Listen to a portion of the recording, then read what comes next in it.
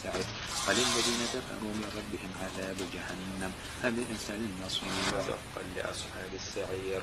إن الذين يخشون ربهم بالغيب لهم مغفرة وأجر كبير فأسروا قولكم أو اجهروا به إنه عليم بذات الصدور ألا يعلم من خلق وهو اللطيف الخبير هو الذي جعل لكم الأرض ذلولا من في السماء أن يرسل عليكم حاصبا فستعلمون كيف نذير ولقد كذب الذين من قبلهم فكيف كان نكير أولم يروا إلى الطير فوقهم صافات ويقبضن ما يمسكهن إلا الرحمن إنه بكل شيء غفور أفمن يمشي مكبا على وجهه أهدى أمن يمشي سويا على صراط مستقيم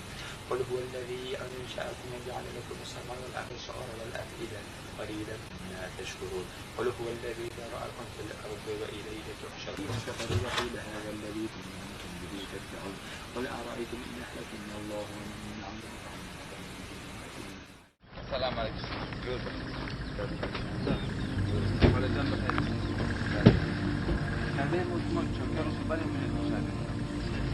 طويل الشوق يبقى في اغترابي صغير في الحياة من الصحاب ومن يأمنك يا تكوسين المصاحب بالتراب وأعجب من مريدك وهو يدري بأنك في الورى أم العجاب ولولا أن لي معنى جميلا تبعت المكت فيها بالذهاب طويل الشوق يبقى في اغترابي ثقير في الحياة من الصحاب ومن يأمنك يا دنيا الدواهي تدوسين المصاحب بالتراب وأعجب من مريدك وهو يدري بأنك في الورى أم العجاب ولولا أن لي معنى جميلا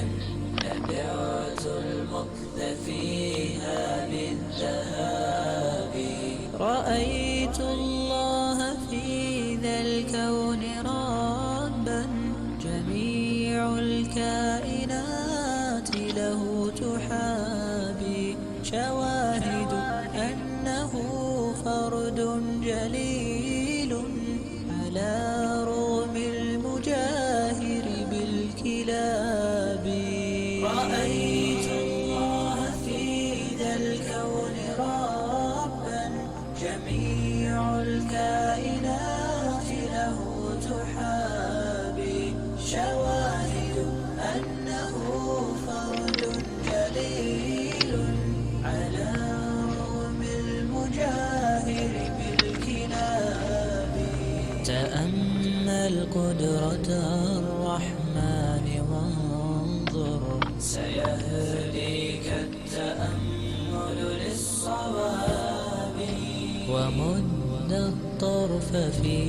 كل النواحي سؤالك سوف يرجع بالجواب طويل الشوق يبقى في اغترابي ثقير في الحياة من الصحاب ومن يأمنك يا دنيا الدواهي تدوسين المصاحب بالتراب وأعجب من مريدك وهو يدري بأنك في الورى أم العجاب